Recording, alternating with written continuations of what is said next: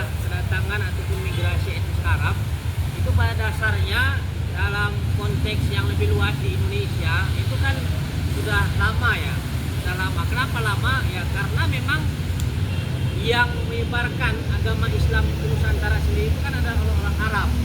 Nah, dari berbagai macam teori Mekah, teori sejarah segala macam. Ada salah satu teori itu yang dikemukakan oleh Buya Hamka bahwa yang membawa agama Islam ke Nusantara itu adalah orang Arab sendiri. Ya, walaupun mungkin jalurnya melalui perdagangan. Dan dalam ketika Buya Hamka berpidato orasi ilmiah di Universitas Al-Azhar tahun 1958, waktu itu beliau mendapat gelar honoris causa ya dari universitas itu. Dalam naskah pidatonya itu saya membaca bahwa dia mengatakan agama Islam yang disebarkan itu di Indonesia ya tidak diketahui siapa tokoh pastinya. Makanya beliau mengatakan Islam di Indonesia disebarkan oleh orang-orang atau pahlawan yang tidak dikenal, kira-kira begitu. Jadi siapa duluan yang datang kemari menyebarkan Islam sampai sekarang kan masih misteri. Yang pasti kalau menurut yang dikemukakan oleh Buya Hamka, yang langsung menyebarkan itu adalah orang Arab sendiri. Nah sekarang kita mengurut bagaimana sejarah kedatangan orang Arab di Medan sendiri. Kalau berdasarkan ya catatan atau penelitian yang selama ini yang sudah pernah saya lakukan, itu kedatangan etnis Arab di Tanah Deli atau kota Medan itu sebetulnya sudah berlangsung lama, abad ke-18, tapi kemudian itu semakin ramai pada abad ke-19 ya. Satu contoh misalnya ya, ini saya kutip dari salah seorang informan.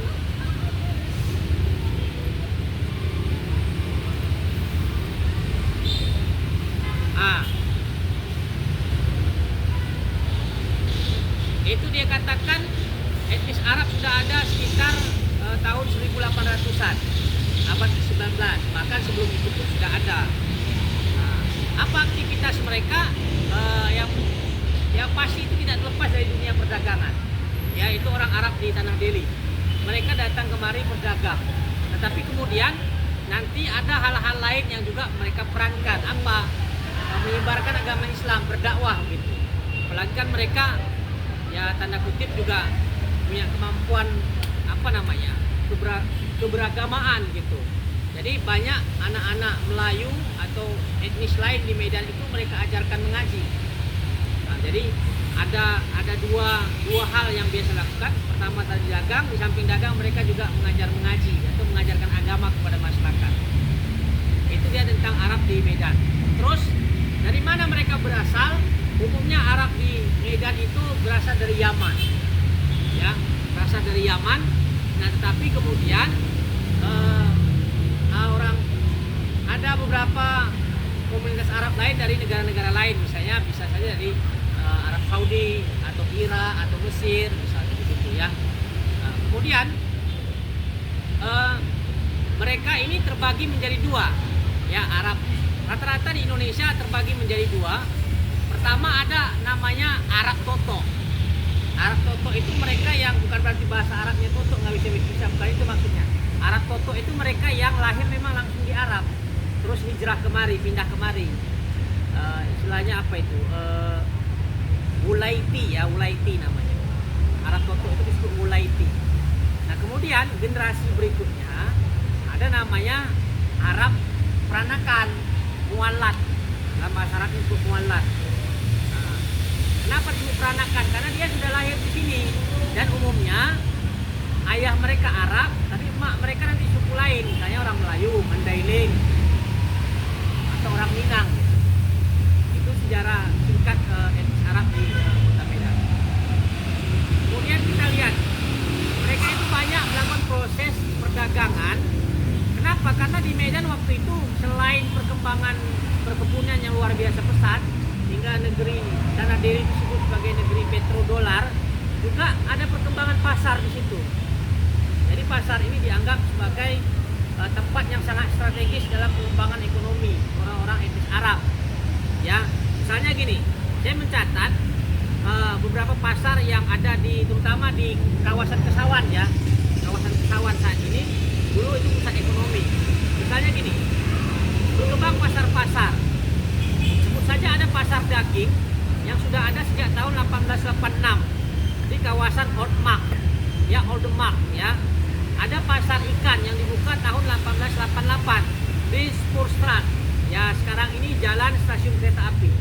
Itu dulu dijadikan sebagai pasar ikan. Atau bahasa kita Medan pajak ya, pajak ikan. Dan pasar sayur di jalan Newmark ya, sekarang itu jalan Sutomo yang dibuka tahun 1906. Geliat perdagangan lokal semakin meningkat ketika beberapa tahun kemudian dibangun pula pasar Petisah. Tahu Petisah? Tahu. Ya itu berarti itu apa namanya, pasar yang sudah sangat tua. Dan pusat pasar sekitaran Sambu sekarang itu dibuka tahun 1933. Dan di Sambu itu dulu bahkan pernah ada diselenggarakan Kongres Muhammadiyah se-Indonesia atau Muktamar lah bahasa sekarang kan, tahun berapa itu, tahun 30-an kalau tidak saya, Muktamar yang ke 28. Jadi salah satu panitia itu Buya Hamka. Di mana lokasi Muktamar itu? Di dekat pusat pasar, tepatnya sekarang di gedung Olimpia. Tahu Olimpia kan? Nah, di tanah Olimpia itu disitulah dulu diselenggarakan Kongres Muhammadiyah. Jadi dihadiri oleh peserta Kongres seluruh Indonesia, dan itu adalah Kongres Muhammadiyah terbesar sebelum kita merdeka. Ya kemudian berbagai pasar-pasar lain lah, ya. Sehingga ini yang memicu para pedagang-pedagang Arab untuk datang ke Nusantara, termasuk ke Medan, melaksanakan aktivitas perdagangan. Oke.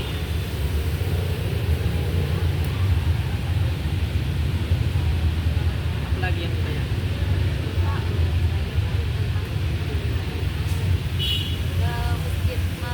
Masjid Al-Masalah ini dibangun tahun berapa ya? Kita pendirian. Ya, begini ya. Terkait pendirian Masjid Al-Masalah, jadi kan begini dulu. Sebelum masjid itu berdiri, kalau terkait pendiriannya kapan, itu dimulai tahun 1889, 1889.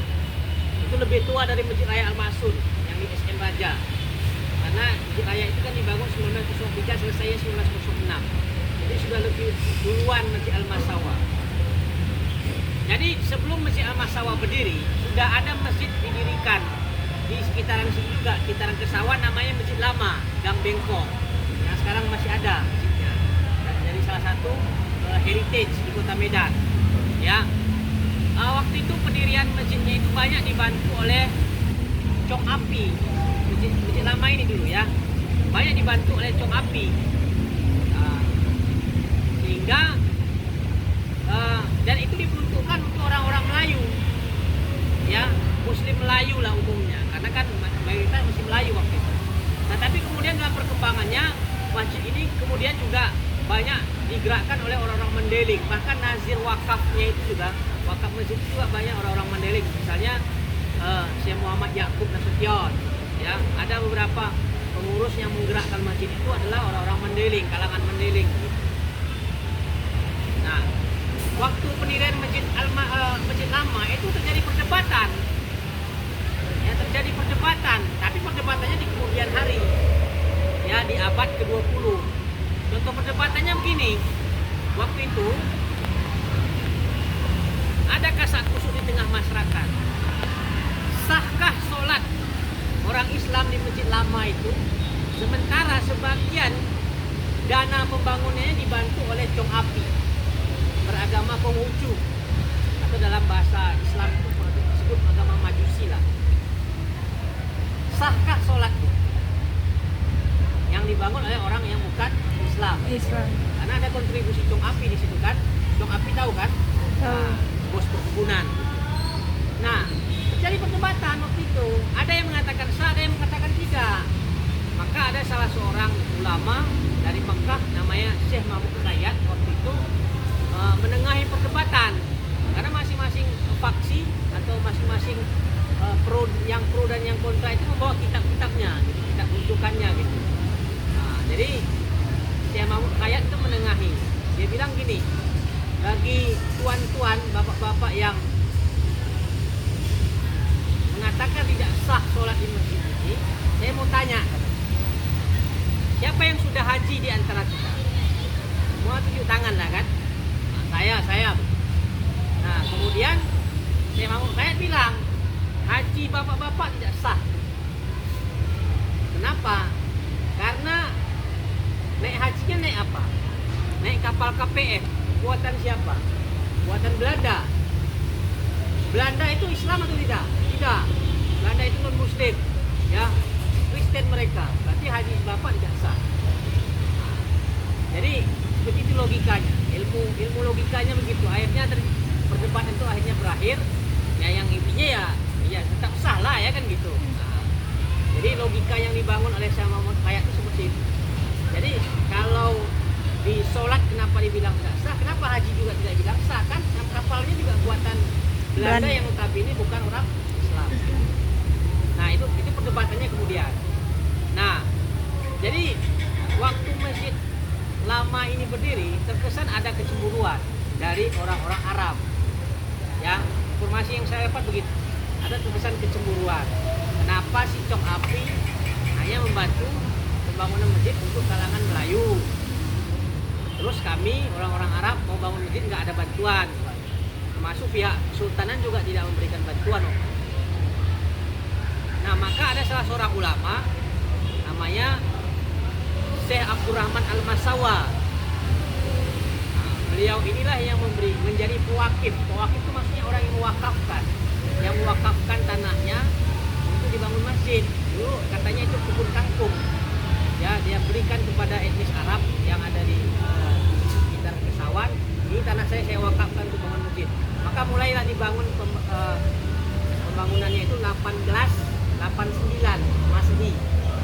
Atau kalau Hijriahnya itu 1311 Hijriah. Itulah mulai pembangunan. Tapi dulu bentuknya musola kecil aja, belum masjid itu. Terus tahun 1905 direhab lagi, diganti ya, kayunya disempurnakan, atapnya disempurnakan. Terus pada perjalanannya 1917 datang seorang ulama, tadi Syekh Abdurrahman Al-Masawa. Dia datang dari Mekah sama ayahnya. Dia ini adalah orang Mekah, tapi sebelum ke Mekah, sebelum ke Indonesia, dia sudah ngerti bahasa Indonesia loh. Kenapa dia bisa bahasa Indonesia? Karena mereka itu keluarga mereka punya madrasah yang siswanya itu banyak orang Indonesia. Terus sehari-hari biasa berinteraksi dengan bahasa Melayu, maka dia bisa bahasa Melayu. Dia waktu itu terjadi gonjang-ganjing politik di sana. Karena kan Ibnu Saud, dinasti Saudi Arab Saudi itu kan pengen pisah dari Tengku Usmani kan. Keluarga dia termasuk yang mendukung Ibnu Saud itu, keluarga Saud di Arab Saudi. Makanya keluarga mereka dikejar-kejar polisi Tengku Usmani. Dengan alasan politik itulah akhirnya dia hijrah ke Indonesia. Waktu itu melalui Malaysia, bahkan ayahnya sempat jadi mufti. Mufti itu orang yang memberikan fatwa di kerajaan di mana itu di Kedah kalau tidak salah saya ya. Menjadi mufti di Kedah. Begitu ceritanya. Nah, jadi sebelum dia ke Medan, Syekh Muhammad Khayyat ini dia ke Medan sebentar, kemudian ke Perbaungan. Nah, karena dia bertemu dengan salah seorang keluarga bangsawan namanya Tengku Ismail. Tengku Ismail ini sebetulnya yang mengajak keluarga Syekh Muhammad Khayyat ini untuk hijrah ke Indonesia. Nah, jadi dia mengelola sekolah di Perbaungan sekitar 2 tahun, baru dia pindah dakwahnya di perkebunan. Karena dia lihat waktu itu masyarakat perkebunan, terutama orang Jawa, waktu itu kehidupan agamanya ya boleh dikatakan minim, nggak ada yang ngajar mereka ngaji, sholat begitu. Jadi dia melepaskan jabatan dia sebagai direktur di sekolah di Perbaungan milik Sultan Serdang, terus dia dakwah di daerah perkebunan yang sasaran dakwah itu orang Jawa. Nah barulah 1917 tadi ya, sekitar 2 tahun di Perbaungan akhirnya beliau menetap di Medan sampai dia meninggal dunia. Dan dialah nanti yang akan menggerakkan masjid itu. Jadi masjid itu berdiri sebelum kedatangan Syekh Muhammad Khayyat ya. Artinya masjid itu ada dulu.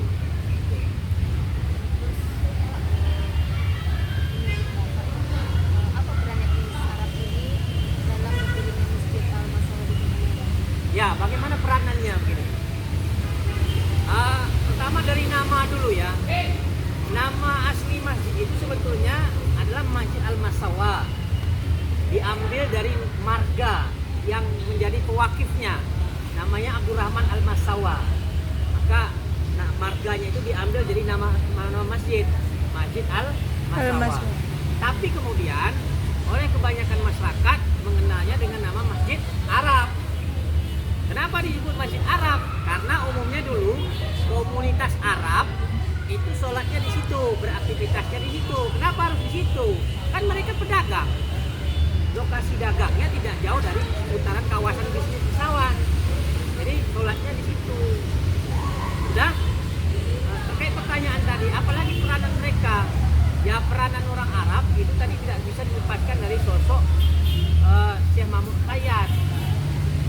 Dia termasuk boleh dibilang sebagai seorang ulama yang visioner, bahkan kadang-kadang dianggap kontroversi. Contoh gini, dialah yang memulai mempelopori sholat Jumat di masjid itu. Kan selama ini sholat Jumatnya selalu di Masjid Raya kan, di Raya Masun atau di Masjid Bengkok. Terus dia mempelopori membuat sholat Jumat juga di masjid yang tadi dibangun gitu. Buat di situ. Terus terkait khutbah, dulunya semua masjid di Kota Medan itu khutbahnya pure 100% itu pakai bahasa Arab. Dari khutbah pertama, khutbah kedua itu bahasa Arab. Isinya juga bahasa Arab ya. Rukun-rukunnya bahasa Arab. Nah, ini menjadi masalah waktu itu. Syekh Abdurrahman Syekh Mahmud Khayyat melihat ini masalah. Yang namanya khutbah itu selain dia bagian dari sholat Jumat, tapi kan di situ ada ajaran Islam yang harus disampaikan. Apa ngerti jemaah itu bahasa Arab? Atau khatib itu yang membacakan bahasa khutbah itu apa ngerti bahasa Arab? Kira-kira gitu. Maka mulailah beliau merintis ya, memulai khutbah Jumat dicampur gitu. Rukunnya mungkin yang muslim tahu lah apa itu rukun.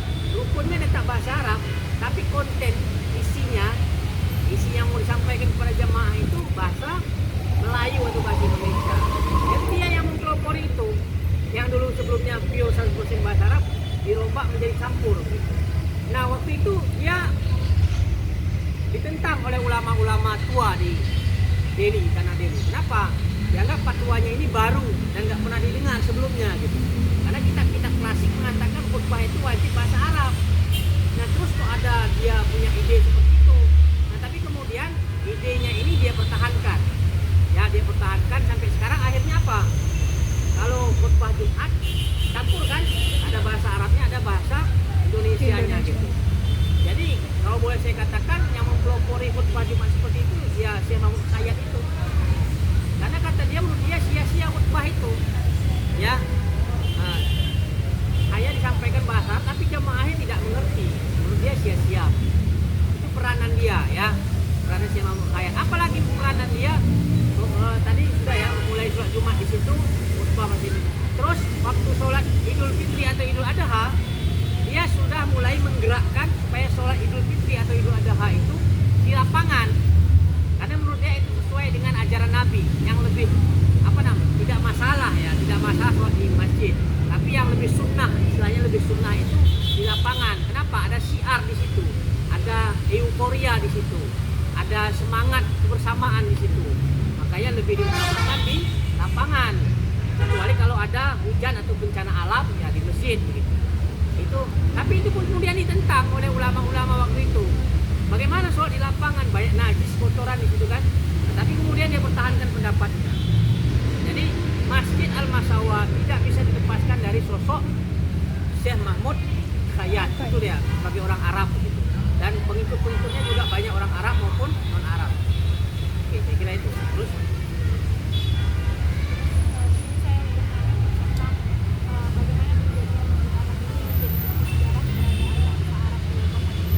ya, bagaimana ceritanya kok bisa menjadi tanda ataupun simbol daripada komunitas Arab di Medan?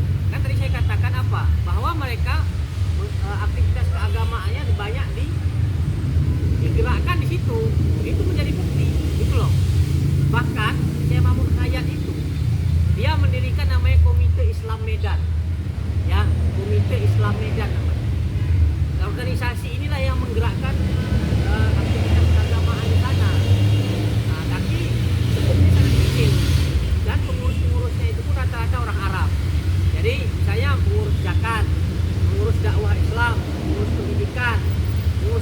masalah ekonomi. Nah itu yang dipakai itu adalah Komite Islam Medan. Bahkan ada fatwa-fatwa Syekh Ayat ini yang keagamaan itu yang yang mempublikasikan itu adalah Komite Islam Medan. Makanya dia dibilang masjid Arab karena memang seluruh orang Arab rata-rata di situ. Ada juga sih memang masjid lain, ya. Karena ada di orang Arab itu kan banyak di Jalan Sabarudin, di Kampung Tempel, dan sekitaran Asia Megamas. Ya, itu banyak komunitas Arab di situ. Termasuk di Kampung Dadap. Kemudian hari itu menjadi bukti bahwa kenapa dia dibilang masjid Arab dan menjadi tanda